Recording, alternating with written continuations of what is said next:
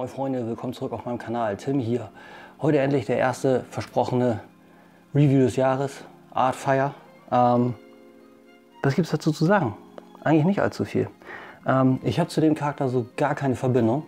Ich habe den bloß gesehen und wollte den gerne haben. Ich war sowieso schon ein Fan vom Inferno Mode. Den hat Takara Tomy ja, war das letztes oder vorletztes Jahr? Ich glaube vorletztes Jahr rausgebracht. Und da sind die Leute ja ziemlich ausgerastet, weil das Engineering einfach wieder mega ist. Backpack faltet voll zusammen, wird dann, müsst ihr mal reinziehen, die ganze Leiter hier, das ganze Ding, das faltet zusammen und wird dann der Rücken. Seht ihr alles gleich in der Transformation. Entschuldigt bitte, mein Bart liegt heute irgendwie etwas nervig. Das kann ein, zweimal passieren. Jedenfalls ist das ursprünglich ein Charakter aus der Headmasters-Serie, als das in Japan nach Staffel 4 von Transformers G1 noch weiterging. Und das hat sich Takara Tomy natürlich nicht nehmen lassen, aus dem Inferno Mode dann eben Artfire zu machen. Ich glaube, Designation ist Cybertron Target Master Sniper, sprich, der ist mehr für die genaueren Sachen zuständig. Aber ja, von der Box, da gibt es eigentlich nicht super viel zu erzählen. Ist die klassische Masterpiece-Style-Box, schöne partiell folierte Front von Artfire und dem Truck mit verchromter Schrift, Masterpiece, partiell foliert und ein paar Warnhinweise. An der Seite ein schickes Bild von Artfire im Bot-Modus und auf der anderen Seite im Truck-Modus. Verchromt Transformers Masterpiece oben und auf der Seite ein paar Bilder von Nightstick, seinem Target Master. Dann Sound Blaster auch dabei, die austauschbaren Gesichter, Leiter, wie man die ausfahren kann, etc. pp. Also ganz klassisch, aber wie ich schon im Fotoreview sagte, ich finde, da könnte Takara Tomy vielleicht mal was Neues machen. Und ich habe mir den dann über TF Robots geholt. Da kam der her. Und wenn man den in anderen, wie nennt das tfwiki.de immer, wenn man das in anderen asiatischen Retailern holt, als Amazon.jp, ich glaube, dann bekommt ihr so eine Collector-Karte. Die habe ich dann auch vor einer Weile gekriegt und habe ich dann rausgenommen. Front ist eben wie Artfire. Wenn ihr das alles genau sehen wollt, so richtig genau, Standbilder, ich habe euch unten in meiner Verschreibung auch den Link zu meinem Fotoreview reingesetzt. Ist auf Facebook, ist aber auch auf Instagram. Müsstet ihr nur ein bisschen suchen. Aber nur, dass ihr es wisst. Ja, Front wie gesagt wie Artfires Truck geformt. Das Innenleben ein bisschen, als wenn es Artfire wäre, ist halt ein Papiereinleger mit, also Pappe-Einleger mit ein bisschen Folie oben drüber und da ist dann die Münze drin. Die Münze nehme ich aber ganz gerne raus und die kommt dann auf so einen Münzständer. Das zeige ich euch gleich alles. Aber ja, zum Truck-Mode, da kann man auch nicht so mega viel zu sagen. Ist halt ein schöner Feuerwehrtruck, muss man so sagen. Viele Tempos, an der Seite an der Tür ein paar Warnhinweise, vorne ein Autobot-Symbol, das bei mir nicht ganz zentral ist, aber das ist okay. Ja, nee, sitzt nicht 100% zentral. Warnhinweise, Tempos, wie gesagt, auf beiden Seiten. Schön lackierte Felgen, die Reifen sind Plastik. Schlauch an der Seite, ich sag mal, eine Stütze, wenn die Leiter ausgefahren wird, die man auch rausziehen kann. Das zeige ich euch gleich in der Top-Down genauer. Platz für den Nightstick, das habe ich euch auch in der 360 halt gezeigt, damit ihr seht, wo der reinkommt. Der Blaster und Nightstick kommen aber auch ins Dach rein, das geht auch. Und auf der Rückseite halt auch schöne Tempos für ein paar cybertronische Designs oder auch Rücklichten. Und ansonsten sieht die Farbe echt wirklich super drauf. Also das Weiß deckt alles echt schön ab. Sieht toll aus. Transluzent blau Plastik für Fenster und Leuchten. Und also der Bot kommt nicht sonderlich groß durch, muss man sagen. Da haben sie wirklich sehr gute Arbeit geleistet. Bloß von unten, da sieht man ein bisschen, können das die Beine sein? Ja, wahrscheinlich. Aber ist ein schönes Ding. Wirklich toll geworden. Aber im Detail würde ich sagen, gucken wir uns das wieder in der Top-Down an. So, dann sind wir zurück. Top-Down, wie gesagt, Karte ist das erste, sehr schick, bisschen Action geladene Oberfläche. Finde ich ganz cool. MP37 Cybertron Target Master Sniper Artfire. Auf der Rückseite die Tech-Specs und auch noch ein bisschen von den Original-Announcement-Bildern, die wir von Takara Tomy mal kennen. Dann haben wir hier als nächstes die Münze, was ich ja gesagt habe. Hat er das vernünftig rangezoomt? Ich glaube, das sieht ganz gut aus, oder? Das sieht gut aus. Schön, Edelstahl, toll gefräst, absolut Granate, sieht super aus. Hält das so? Der hält das so, das finde ich gut. Dann schöne Details von seinem Truck-Modus mit der Feuerwehrleiter, ein paar Bolzen, sein Face Sculpt und auf der Rückseite das Autobot-Symbol. Noch ein paar cybertronische Designgeschichten, sage ich mal, und seine Designation. Dann haben wir hier sein auswechselbares Gesicht, das auch sehr cool aussieht. Schön. Zoomt er das gut ran? Ich glaube ausreichend, oder? Schön gemalte Augen, schöne silberne Farbe, wirklich sehr detailliert für den Fall. Die schönen Kanten, was man immer bei den Transformers ganz gerne sieht. Ich mag das, finde ich sehr cool. Waffe ist graues Plastik, nichts Spannendes, nichts Großes, vollkommen ausreichend. Masterpiece Packs für die Hände, alles dabei, allerdings ein paar Stressmarks an meinem dran. Der Fit an der Hand ist sehr eng und die beiden Düsen, die Feuerwehrschlauchdüsen für Artfire, die sind eigentlich fest verbaut in den Händen, aber ich habe die mal gerne rausgenommen. Und die Anleitung, ganz klassisch, nichts Großartiges, kann man nichts meckern. Und dann haben wir hier den Truck. Wow, das überstrahlt, hätte ich gar nicht gedacht. Ja, das Weiche ist halt sehr krass. Wie ihr schon seht, hier haben wir den Platz für den Nightstick. Die Leiter ist schön artikuliert. Man kann den Teil runterklappen. Ich weiß nicht wofür, aber vielleicht um das Ende auch noch rausdrücken zu können. Kann man auch noch verlängern. Dann kann man hier für weiteren Spielwert, ich nehme mal eben den kleinen Spudger, kann man hier auch noch so eine Düse rausklappen. Zusätzlich ist auch sehr cool. Und dann das Ganze eben wieder kollabieren. Und ihr seht schon, das ganze Ding, das klappt halt zusammen für die Transformation. Lässt sich nicht drehen oder so, aber funktioniert halt sonst sehr gut. Und hier haben wir die besagten Stützen, die sich rausklappen lassen. Hier auch nochmal Tempos unten drunter. Und die ganzen Details, wie gesagt, bemalte Felgen. Alles dran. Schöner Alternate Mode. Sieht super aus. Und wie gesagt, man kann dann auch noch das hier aufklappen. Dann gibt es hier auch noch einen Slot. Da kann man die auch noch reinstecken, wie man will. Nightstick selber kommt eigentlich im Gun-Modus. Die Spitze, die kommt hier noch raus. Das kollabiert man. Der ganze Teil kommt zurück. Dann hat man schon das im Endeffekt fertig. Die Arme werden hier eigentlich reingesteckt. Und der Slot kommt runter. Das ganze Teil wird kollabiert. Dann faltet man den runter. Der rastet auch unten einmal ein. So. Dann den Teil hoch. Und dann hat man den kleinen Nightstick. Die Füße kommen noch auseinander, die sind hier durch Packs zusammengehalten. Und er hat auch eine ganz coole Artikulation für das. Ellbogen auf dem Ball, Schulter auf dem Ball, also sehr gute Range. Kopf auf dem Swivel, Beine auf dem Ball, Knie auf dem Ball, sehr tiefer Bend. Sehr, sehr cool. Kann man nichts gegen sagen. Ich setze den mal hier hin. So, das funktioniert am besten.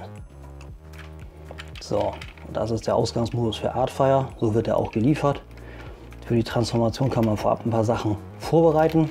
Die Leiter komplett rein, hochklappen, einklappen, komplett reinklappen. Das Ding kollabiert hier vollkommen nach hinten. Das seht ihr schon so. Das Ding gibt ein bisschen nach und dann faltet das komplett rein. Dann macht ihr die Klappen hier auf, dreht das um. Die Räder kommen von hier weg. Die kleinen Kotflügelteile hier, das macht ihr am besten vorher, kommen an der Seite rein. So. An dem Punkt könnt ihr die Klappen hier aufmachen.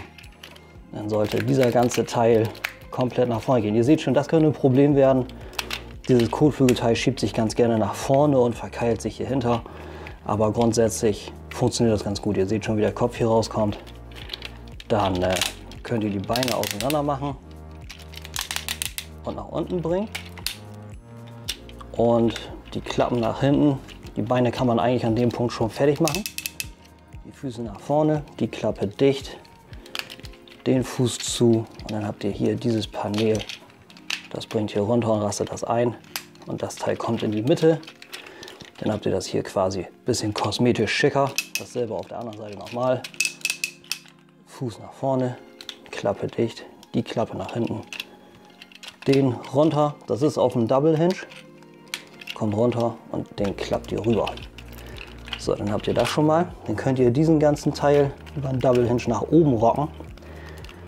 Und dann wird es interessant. Dann kommt der Kopf raus, die Flügel kommen komplett so. Die Dachklappe faltet ihr einfach nach oben, dreht den Kopf schon mal 180 und lasst ihn am besten so, dann ist das alles aus dem Weg. Dann dreht ihr die Arme so rum, beziehungsweise die Paneele an den Seiten, so. Und dann müsst ihr sehen, die sind original an diesem Schulterpylon hier oben eingerastet. Die macht ihr ab, dreht die, dann müsst ihr die, das ist immer ein bisschen kompliziert, finde ich, das kriege ich grundsätzlich auch durcheinander. Seht ihr, macht ihr den so, rastet den hier an der Seite ein und dann habt ihr das fertig. Versuchen wir es auf der anderen Seite mal besser. Ist hier eingerastet, bringt ihr so, raus, rüber, rein. Und dann habt ihr den Arm fertig. Das war auch schon das. Dann noch mal gucken, dass die Räder vernünftig aus dem Weg sind. Dann macht ihr den ganzen Teil gerade. Und dann bringt ihr den runter, den hoch und das Ganze faltet hier rein. Dann könnt ihr die beiden Klappen reinbringen. Die Räder haben hier ein kleines Packhole innen drin. Ich hoffe, ihr seht das einigermaßen. Und das verbindet ihr mit dem Pack hier an der Seite. Dasselbe auf der anderen Seite, damit das fest sitzt. Dann könnt ihr die Arme langsam ausbringen. Um das kosmetisch ein bisschen abzudichten, gibt es hier den kollabierbaren Kotflügel, sag ich mal. Der deckt das so ein bisschen ab. Nicht super viel, aber nice to have, sagen wir mal so. Dann bringt ihr noch den Kopf runter, der packt hier ein. Und dann levelt ihr noch die Flügel aus. Und dann habt ihr hier Artfire. Machen wir mal das erste Ding. Wie tauscht man das Gesicht aus? Ganz einfach, der Helm kommt einfach ab. Dann habt ihr hier diesen ganzen Rahmen. Da könnt ihr einfach das Gesicht runterziehen. Seht schon hier kleinen runden Pack da drauf. Packhole auf dem Gesicht reindrücken. Und dann den Helm von vorne einfach rüberschieben. Da haben wir schon das. Besagte Waffel. Hat hier den Slot zum Reinpacken. Wie gesagt, ist etwas eng, aber geht. Vor allem, weil, seht ihr schon, ne? Ihr müsst sehen, dass ihr die Hand ein bisschen geschlossen lasst, damit das dran vorbeigeht. Und dann ist das aber im Endeffekt zu eng, damit das dran vorbeigeht. Das ist so ein bisschen so ein kleiner Wiggle-Faktor, ne? Habt ihr gesehen. So, und für den Target Master dasselbe gilt für die Düse. Da klappt ihr den Arm auf, habt diesen Aufsatz und die Düse geht dann hier auf. Dann müsst ihr die Hand aus dem Weg bringen. Das Ganze kollabiert hier im Weg ein bisschen, kollidiert, nicht kollabiert, kollidiert ein bisschen doof. Aber dann habt ihr hier diese Düse. Und denselben Aufsatz für die Düse, den nehmt ihr auch für Nightstick. Den müssen wir also mal eben wieder transformieren, was ich mal eben off-camera gemacht habe. So, was ich eben schon sagte, dann habt ihr hier diesen Teil. Den klappt ihr nach vorne und das hier ist der Ansatz für den quasi Target Master Modus. Der wird dann einfach raufgeschoben. Das ist ein bisschen eng. Und dann hat er hier sein Targetmesser drauf. Finde ich recht cool. Die lösen sich ganz gerne mal, aber von der Seite her kann man da zum Beispiel ein bisschen das Ganze faken für mehr Artikulation. Finde ich ganz interessant. Also man hat wirklich viele Möglichkeiten mit dem. Aber um die Artikulation zu zeigen, behalten wir den mal eben im schlichten Robot-Mode. Dieser Kranz geht 360, quasi 360, ja. Kommt ein bisschen ab, aber das funktioniert auch ganz gut. So kann er dann auch zum Beispiel auch noch tiefer runter gucken. Das funktioniert gut. Der Kopf innen drin ist auf dem Balljoint. Hat auch eine gute Range. Die Teile hier sind auch artikuliert, aber das braucht man eigentlich nicht. Die Arme kommen sehr schön weit raus und auf dem Ratchet voll rum. Sehr deeper Elbowband. Fast das komplette Ding wie beim Menschen. Auch nicht zu hässlich, muss man dazu auch sagen. Bicep Swivel, Wrist Swivel, ja, und die gefixten Finger, da ist nichts Großartiges bei. Selber auf dem anderen Arm natürlich, kurz aus dem Weg.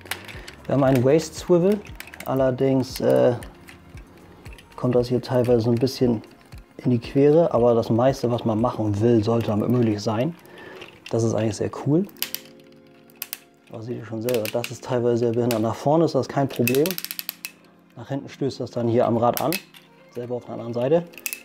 Ich liebe, wie sich diese Ratchets anhören, muss ich mal sagen. Schön tiefer Kneeband, ganz großartig. Thigh Swivel, also Oberschenkel. Guter Tilt, guter Rocker, aber nichts zum seitlich ausrichten. Dasselbe auf der anderen Seite. Also da ist grundsätzlich alles dran, da kann man nichts gegen sagen. Und wenn man den dann, ich habe das ja in meinem Review gemacht,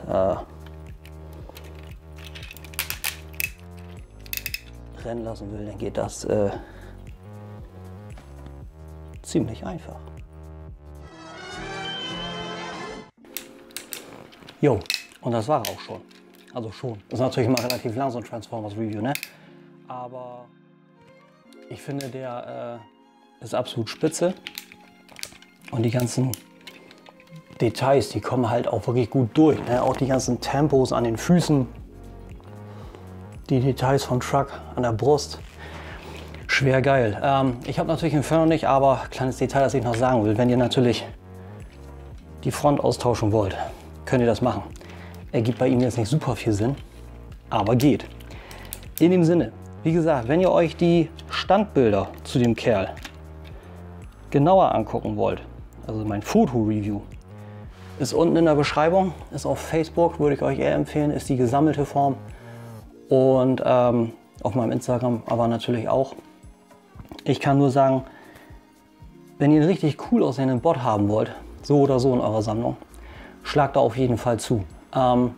In Deutschland, wie gesagt, hat er nicht allzu viel, ich sag mal, Airplay gekriegt, also von dem ist nicht allzu viel bekannt.